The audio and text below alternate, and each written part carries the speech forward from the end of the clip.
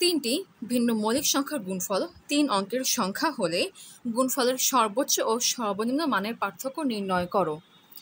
৩ অঙ্কের সর্বনিম্ন সংখ্যা হচ্ছে ১০০। ১০০কে লেখা যায় ২ গুণ ২ গুণ ৫ গুণ ৫ হিসেবে। এটি তিনটি ভিন্ন মৌলিক সংখ্যা গুণফল নয়, তাই ১০০ হবে না। এরপরের সংখ্যা হচ্ছে ১০১। এটি নিজেই মৌলিক সংখ্যা, তাই এটিও গ্রহণযোগ্য হবে না। এরপরের সংখ্যা হচ্ছে ১০২। ১০২কে লেখা যায় ২ গুণ ৩ গুণ ১৭ হিসেবে। এখানে ২, ৩ এবং ১৭ তিনটাই মৌলিক সংখ্যা, তাই ১০২ হলো ৩ অঙ্কের সর্বনিম্ন সংখ্যা, যা তিনটি ভিন্ন মৌলিক সংখ্যার গুণফল।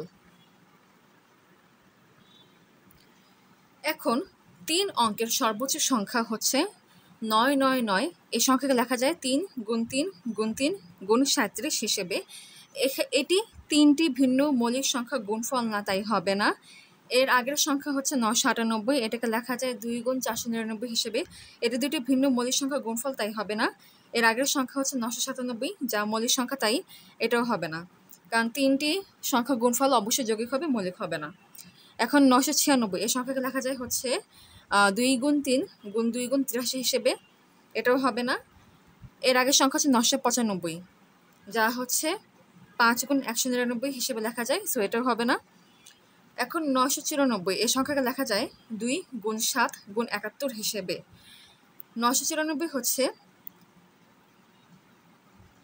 ৩ অঙ্কের সর্বোচ্চ সংখ্যা, যা তিনটি ভিন্ন মৌলিক সংখ্যার গুণফল। সুতরাং পার্থক্য হচ্ছে ৯৯৪ - ১০২ = ৮৯২, তাই এটাই অ্যান্সার।